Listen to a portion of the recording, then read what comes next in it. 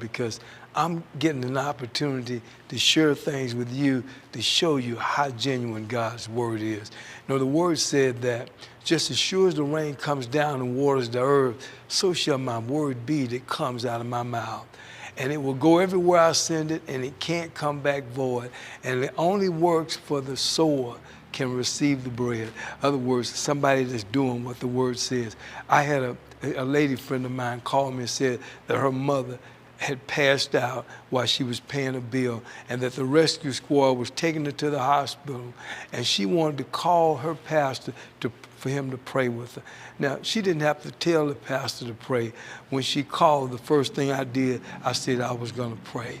And when we prayed this prayer of faith that she'd be healed by the stripes of Jesus, and we stood on it in the prayer of agreement, I tell you something, when the mother got to the hospital, she had a heart attack when she was standing there, and she had another heart attack when she got to the hospital.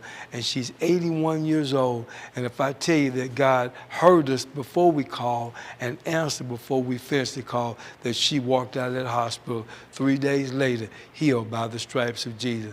I want you to know something, because this is a testimony for somebody out there that may be going through something or may face a situation where somebody in your family gets sick. The first thing you do is stop and pray. Don't look at the situation and analyze it and talk about it and speculate on it. And don't believe everything that the doctor said, because God has the last word. And he says this, told me to tell you this: if you just take my word and put faith with it, I promise to release a miracle. And we're seeing it happen every day. Newfound Life Church is on fire because we on the battlefield, actually experiencing every obstacle and difficulty that others are going through. Don't hesitate to go to our prayer line and ask for prayer. We'd be glad to pray for you, keep you lifted up. God bless you.